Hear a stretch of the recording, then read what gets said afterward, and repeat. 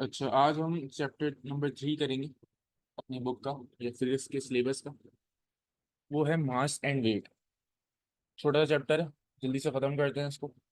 मास क्या होता है भाई? The mass of an object is the measure of amount of matter in it. अच्छा जी, मास क्या होता है?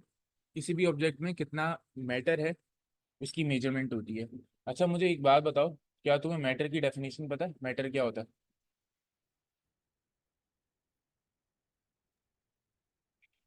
um, atom. नहीं नहीं, एटम नहीं भाई। देखो, anything that occupies space, anything that occupies space and has mass is called matter। समझे? जी।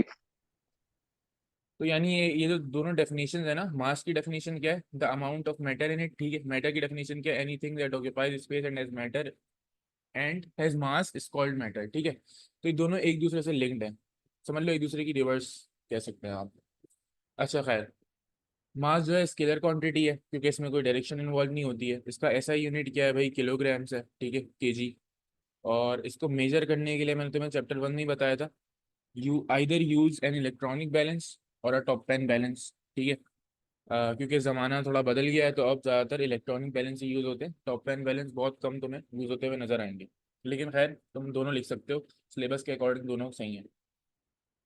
अच्छा, दूसरा हमने देखना है भाई वेट क्या होता है। Weight is the gravitational force acting on a mass. ठीक है, वेक्टर क्वांटिटी।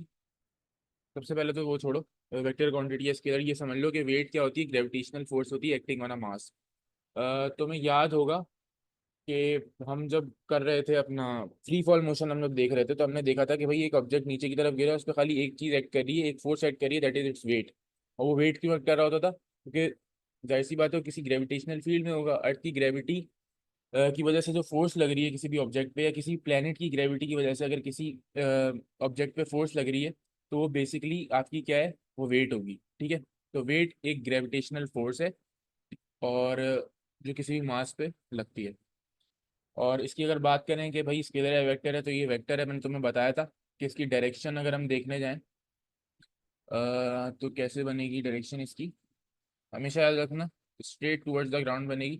ठीक है, ये होती है वेट की डायरेक्शन। तो जब डायरेक्शन इन्वॉल्व हो जाए तो आपकी क्वांटिटी क्या होती है? वेक्टर क्वांटिटी होती है। ऐसा यूनिट की बात करें तो क्योंकि वेट जो है हमारी एक काइंड ऑफ फोर्स ही है, तो फोर्स का ऐसा यूनिट क्या होता है? न्यूटन होता है। तो वेट क्योंकि फोर्स ही है, ग्रेविटेशनल फोर्स है, तो अपना वेट का भी यूनिट क्या होगा? ऐसा यूनिट न्यूटन होगा। ठीक है, और अगर हम उसकी बात करें कि भाई इसको मेजर करने के लिए क्या यूज़ होता है, तो शायद मैंने तुम्हें चैप्टर 1 में भी ये बात बताई हो, ये पता नहीं नहीं बताई हो शायद। तो इसको मेजर करने के लिए ना न्यूटन मीटर यूज़ होता है। और इसकी तस्वीरें हैं। ये जो है आपके पास, ये क्या है? ये है आपके पास electronic balance, top pan balance कुछ इस तरीके का होता है। एक सेकंड, ये देखो टॉप पेन बैलेंस कुछ इस तरीके का होता है। ठीक है, और ये इलेक्ट्रॉनिक बैलेंस है, ये टॉप पेन बैलेंस है। मैं मिटा दूं यहाँ से कि बाद में मुझे नोट्स एक्सपोर्ट करने में मसला होता है थोड़ा सा।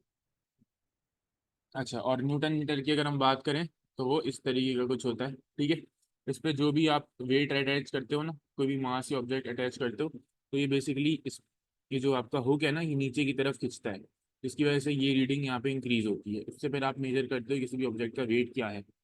ये पढ़ लेते हैं, यहाँ पे लिखा हुआ क्या है। The weight of an object can be measured by hanging it on a spring balance marked in newtons. ठीक है, यहाँ तक पढ़ चुके हैं हम। And letting the pull of gravity stretch the spring in the balance, the greater the pull the more the spring it stretches. यही समझाया था ना तुम्हें मैंने अभी कि जो आपके पास मास है, ये इसको ऑब्जेक्ट कह लो फिलहाल, वो क्या होगा? Due to the force of gravity नीचे की तरफ क्या कह सकते हैं? नीचे की तरफ क्या होगा? पुल होगा। समझ लो ग्रेविटी की जो फोर्स है, ग्रेविटेशनल फोर्स है, दैट इज वेट, उसको नीचे की तरफ पुल करेगी। और आपकी जो ये हुक है, ये एक स्प्रिंग से अटैच हुआ हुआ है। ठीक है, तो जब ये भी हुक नीचे की तरफ जाहिर सी बात है, जब मास नीचे की तरफ जा रहा है, ऑब्जेक्ट आपका नीचे की तरफ जा रहा है, तो ये हुक भी नीचे की तरफ जाएगा। तो इसकी वजह से जो स्प्रिंग लगी हुई है ना, ये बेसिकली आपके पास क्या होगी? स्ट्रेच होगी। स्ट्रेच होगी तो आप फिर रीडिंग ले सकते हो किसी भी ऑब्जेक्ट के वेट की। बताओ, यहाँ तक समझ आती है बात? जी। अच्छा, बहुत आसान सा चैप्टर है, बहुत आसान सा चैप्टर है। अच्छा, हमें कुछ चीज़ें और देखनी है। अच्छा, फिर वही बात कि यहाँ पे मजबूरी है कि मुझे तुम्हें फोर्स का एक फॉर्मूला यहाँ पे यूज़ करवाना पड़ रहा है, जैसे मैंने फ्री फॉल में तुमसे कहा था। इस बार बताओ, मेरी आवाज़ लैग हुई है क्या? यहाँ पे लिखा है your internet connection is unstable. Umair, मेरी आवाज़ आ रही है? हल्की हल्की हो रही है। हल्की हल्की हो रही है? जी आ रही है। अच्छा, मैं चलो देख लेता हूँ यार, ये पता नहीं रोज़ का क्या हो गया। हालांकि नेट तो बिल्कुल सही चल रहा है। बहरहाल, मैं तुमसे ये कह रहा था यार कि यहाँ पे मजबूरी है, मुझे तुम्हें फोर्स का एक फॉर्मूला कराना पड़ेगा, क्योंकि इससे मैं लिंक करूंगा वेट के कॉन्सेप्ट को। क्योंकि जैसे मैंने फ्री फॉल मोशन में तुम्हें बताया था कि ड्राइव करने के लिए ज़रूरी था फोर्स का थोड़ा सा कॉन्सेप्ट देना, यहाँ पे भी दे रहा हूँ। तो अभी हो सकता है थोड़ा सा मसला हो कि आप अचानक से फॉर्मूला कहाँ से उठा के लिया है। तो इंशाल्लाह जब हम फोर्सेस वगैरह पढ़ लेंगे ना, तो ये चीज़ें फिर तुम्हें और आसान लगने लगेगी। अभी के लिए तुम्हारे लिए इतना काफ़ी है कि तुम बस ये फॉर्मूला जहन में रखो, याद भी अभी करने की ज़रूरत नहीं है, क्योंकि अभी हमने पढ़ा नहीं वाला चैप्टर। फॉर्मूला क्या है? ये बेसिकली ना रिजल्टेंट फोर्स का फॉर्मूला होता है। ठीक है? Resultant force is equal to mass into acceleration. किसी भी ऑब्जेक्ट के ऊपर कितनी रिजल्टेंट फोर्स लग रही है, वो आपको कैसे पता चलेगा? जब आप उसका मास को, ठीक है, उसकी एक्सेलरेशन से मल्टीप्लाई कर दोगे, तो आपको पता लग जाएगा कि भाई उस पर कितनी रिजल्टेंट फोर्स एक्ट कर रही है। ठीक है?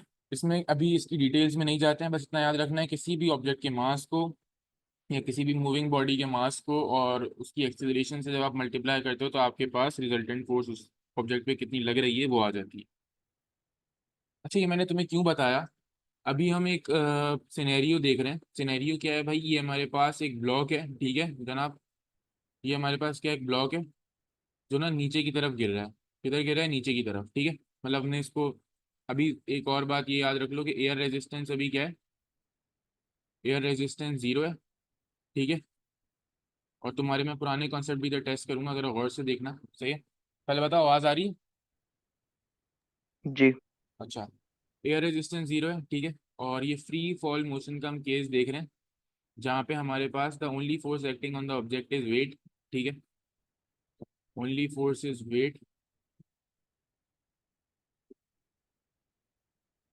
ये नीचे की तरफ गिर रहा है। अच्छा, बाहर आ गया। अब तुम मुझे एक बात बताओगे, मैंने तुमसे अभी यहाँ पे यही बात की है कि फॉर्मूला क्या होता है? Resultant force equal to mass into acceleration. अभी फिलहाल हमारे पास एक ही फोर्स एक्ट कर रही है, वो क्या है? यहाँ पे लिख भी देता हूँ, R F is equal to mass into acceleration. अब तुम मुझे बताओ कि यहाँ पे फोर्स कौन सी एक्ट कर रही है? वेट।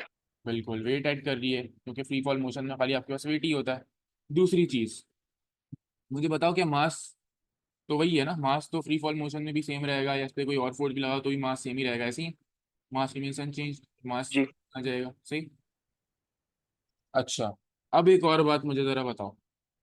मैंने तुम्हें बताया था कि जब फ्री फॉल मोशन हो रहा होता है, तो जब एक्सेलरेशन ड्यू टू ग्रेविटी होती है, मतलब जो आपका ऑब्जेक्ट होता है, ठीक है, वो एक्सेलरेशन, उसकी जो एक्सेलरेशन होती है वो ड्यू टू ग्रेविटी होती है, ठीक है। और उसकी मैंने तुम्हें एक वैल्यू भी बताई थी, वो क्या थी जरा बताओ मुझे। ओ लेवल्स के लिए 9.8, ए लेवल्स के लिए 9.81। बिल्कुल, 9.8।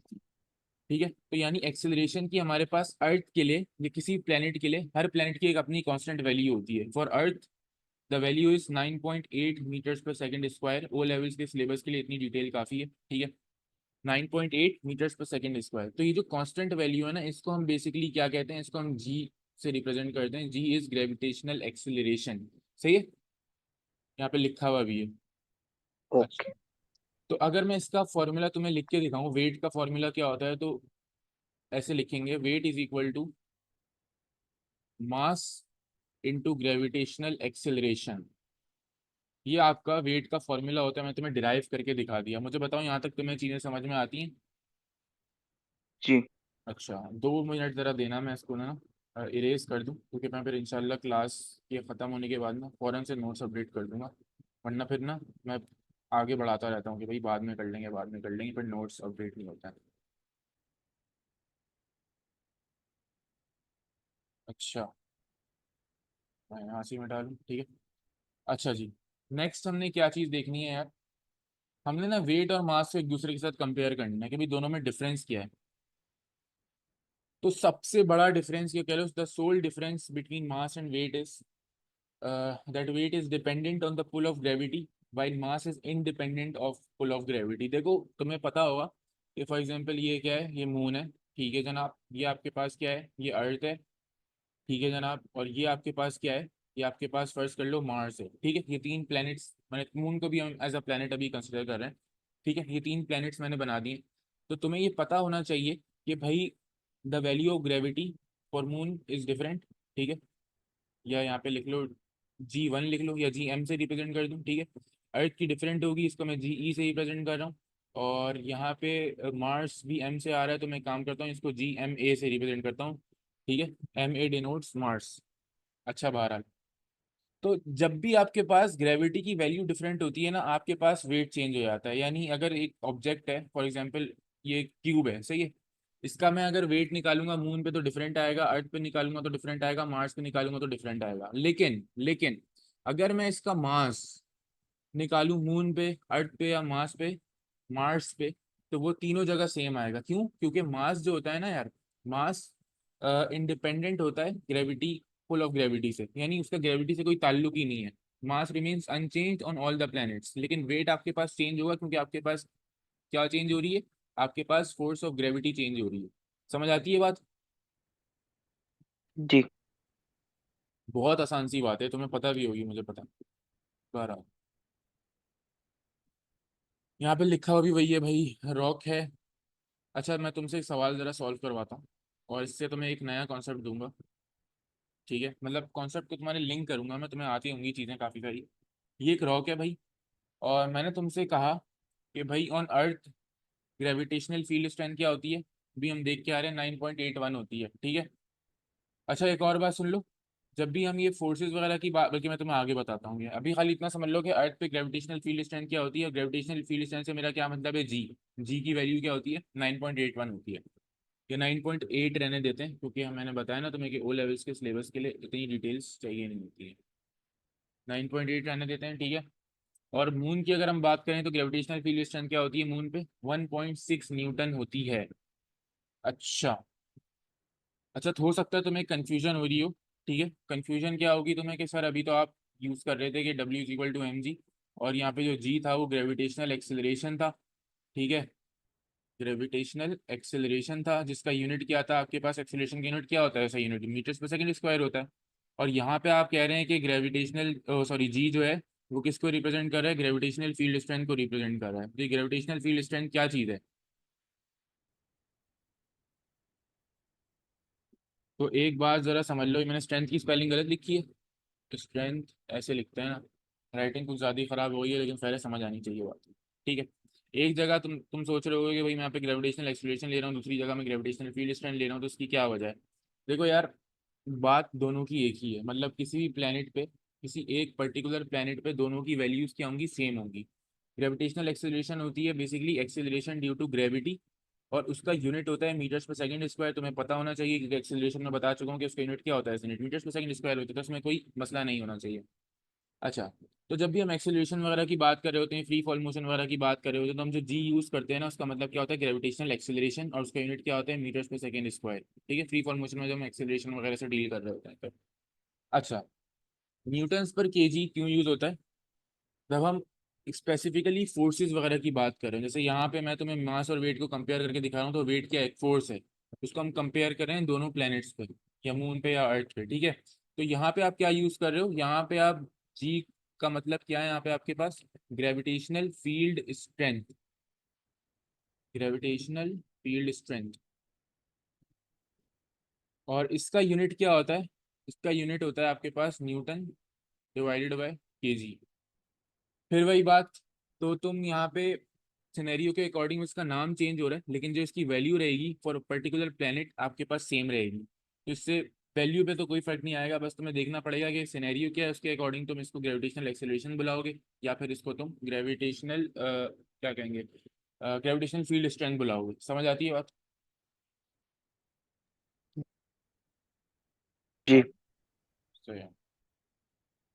फिर ये चलो बाद में कर लेंगे यार, टाइम ज़्यादा होगा वरना। बहरहाल, अच्छा, अब एक बात ज़रा देखो तुम, ये तुम्हें से मैं थोड़ा सा कराता हूँ।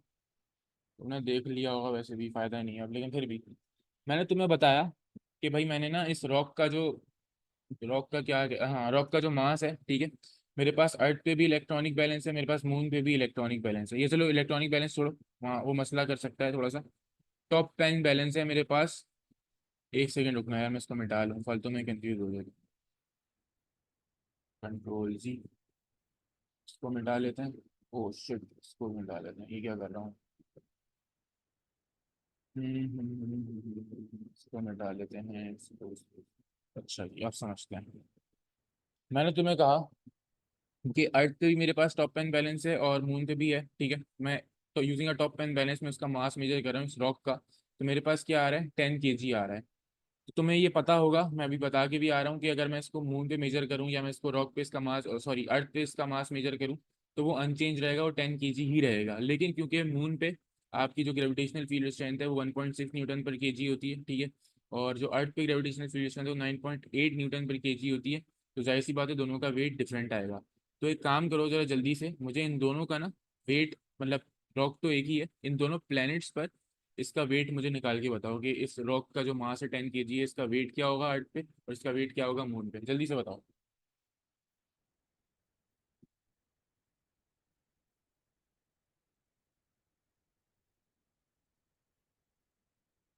आवाज आ रही है? जी। जल्दी से करना है यार।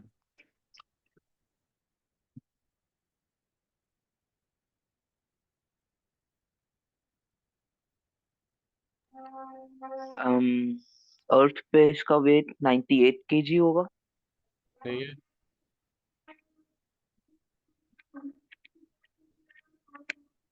और मून पे 16 kg होगा। ऐसी है। जी। हम्म, तुमने बिल्कुल सही किया।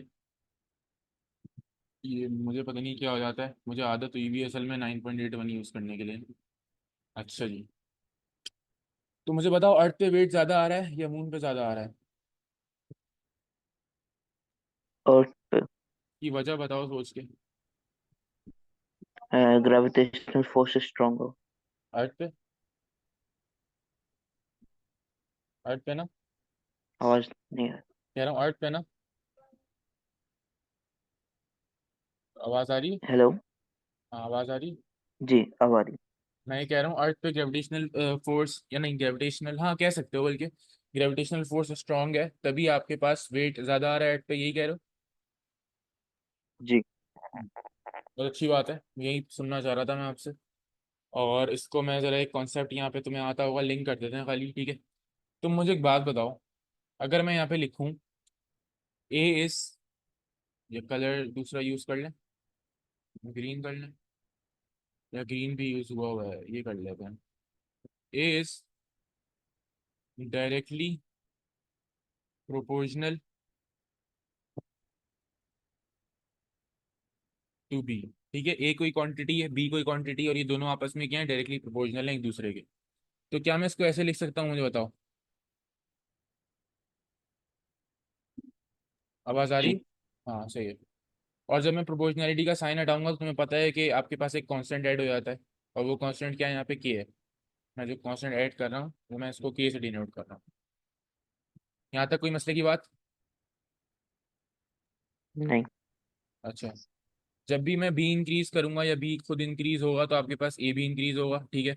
और जब भी, एक सेकंड, जब भी आपके पास क्या हो, बी डिक्रीज हो, तो आपके पास ए भी डिक्रीज होगा। यहाँ तक तो तुम्हें समझ आनी जानी चाहिए, ऐसे ही पढ़ा होगा मैथ। जी। ठीक है, बहुत अच्छी बात है। अच्छा, अब अगर मैं तुमसे कहूँ कि तुम्हारे पास W = mg लिखा हुआ है, ये हम फॉर्मूले पे आते हैं अपने, ठीक है। और मैं तुमसे कहूँ कि भाई मुझे एक बात बताओ, इसमें कांस्टेंट क्वांटिटी कौन सी होगी? बताओ, क्या बताओगे? एम। एम होगी, क्योंकि वो अनचेंज रहती है, क्योंकि वो इंडिपेंडेंट होती है हर ग्रेविटेशनल फोर्स से। तो एम क्या है? Can we say that M is a constant? Very good. Yes. ठीक है, तो इसका मतलब क्या है, क्या मैं ऐसे लिख सकता हूँ, W is directly proportional to G? जी।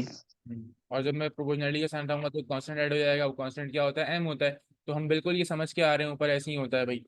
अच्छा, अब इसको हटाते हैं, मैं जरा तुम्हें W is directly proportional to G से समझाता हूँ। कहने का मकसद खाली इतना सा है, जो तुमने भी मुझे बताया था, जब भी ग्रेविटेशनल फील्ड स्ट्रेंथ आपकी इंक्रीज होगी, आपका वेट क्या होगा उस प्लेनेट पे ज्यादा होगा, ठीक है। जैसे अर्थ पे आपकी क्या थी, 9.8 थी, तो और मून पे क्या थी, 1.6 थी, तो अर्थ पे ज्यादा थी ग्रेविटेशनल फील्ड स्ट्रेंथ, तो उसका वेट भी ऑब्जेक्ट का वहाँ पे ज्यादा था, 98 था। और जब मून पे आए आप तो उसकी कम थी, 1.6 थी, तो आपके पास जो वेट था मून पे वो भी कम था, ये 16 आ रहा था ऐसे ही। हाँ 16 आ रहा था। ठीक है, यहाँ तक सब क्लियर है? हमारे क्लियर है सब यहाँ तक? जी। ठीक है, बस बहुत छोटा सा काम रह गया है। और ये भी इन्होंने एक ए लेवल्स का टॉपिक ऐड किया है, पहले नहीं हुआ करता था। खैर बहुत छोटा सा है, आसान सा है। भाई ग्रेविटेशनल फील्ड क्या होती है? A region in which a mass experiences force. For example ये एक रीजन है, मेरा मास अभी यहाँ पे है, इस पे अभी कोई फोर्स नहीं लग रही। मैंने क्या किया, मैंने इस मास को उठाया, मैं इधर लेके आ गया, अब इस पे एक फोर्स ऐड कर रही है। वो कौन सी फोर्स है? ग्रेविटेशनल फोर्स है। ठीक है, कुछ इस तरफ फर्स्ट कर लो, ऐड कर रही है, ठीक है, ग्रेविटेशनल फोर्स आ गई। तो इस रीजन में जब मेरा मास आया, इसके ऊपर एक फोर्स ऐड करने लगी, तो बेसिकली ये जो रीजन है ये क्या कहलाएगा? ग्रेविटेशनल फील्ड कहलाएगा। ठीक है जी, ये समझ गए हम। अब क्या करना है हमने? अब हमने खाली एक बहुत आसान सी चीज़ समझनी है, वो ये है कि ग्रेविटेशनल फील्ड स्ट्रेंथ क्या होती है। ठीक है, ग्रेविटेशनल फील्ड सिंपली एक एरिया है जिसमें आपका मास आते ही एक फोर्स एक्सपीरियंस करता है। ग्रेविटेशनल फील्ड स्ट्रेंथ क्या है? Gravitational force acting per unit mass. बहुत आसान सा काम है, W is equal to M G होता है, ठीक है। ये आपके पास क्या है? ग्रेविटेशनल फील्ड स्ट्रेंथ है, मैं तुम्हें ऊपर बता के आ रहा हूँ।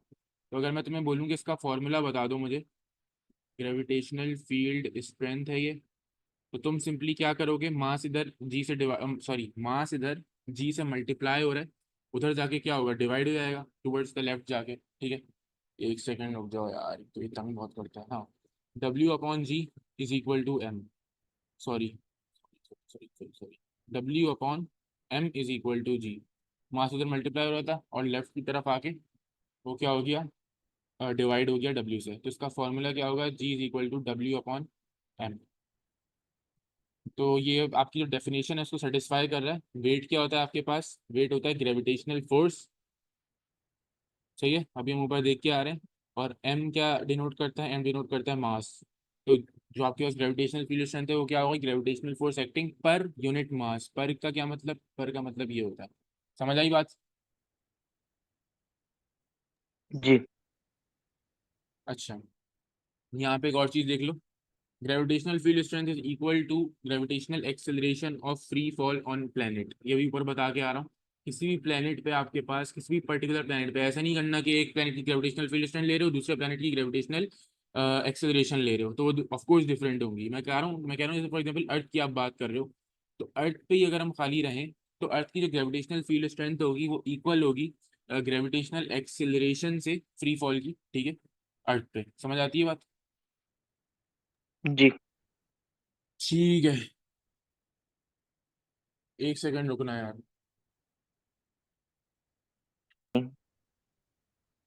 पता नहीं। ये वाला सवाल करो जल्दी से।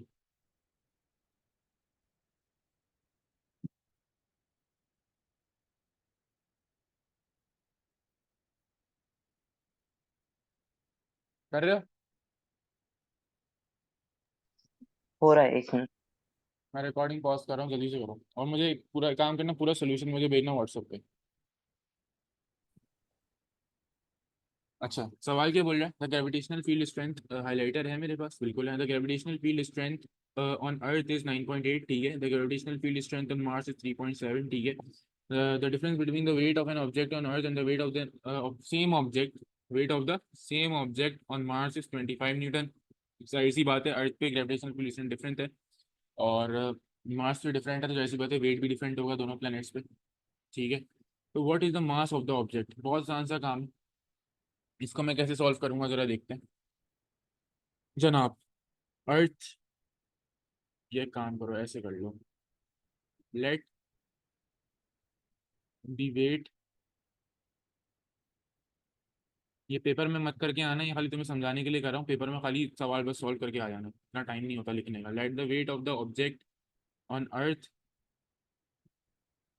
B X and on mass be Y, ठीक है, ऐसे ही करना था वाला सवाल, ठीक है। W is equal to M G होता है, एम कॉमन ले लेंगे, हाँ ऐसे ही शायद है।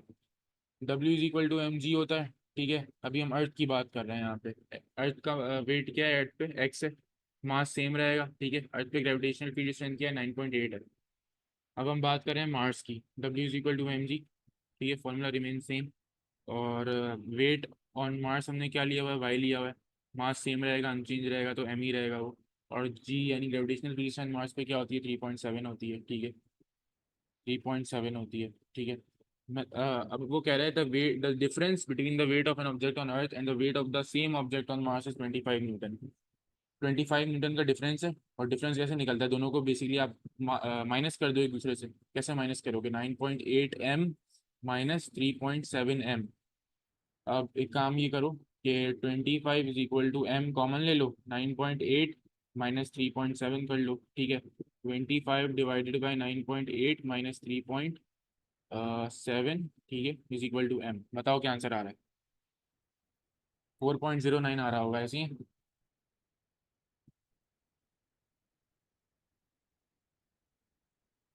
हमारी आवाज़ आ रही थी। जी। पर वही प्रश्न आ रहा है। चलो बताओ।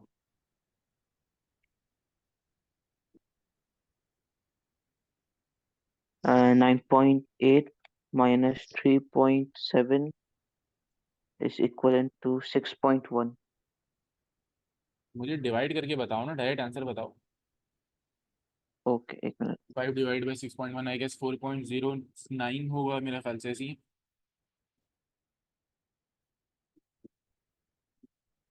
4.09, जी 4.1 कर दो।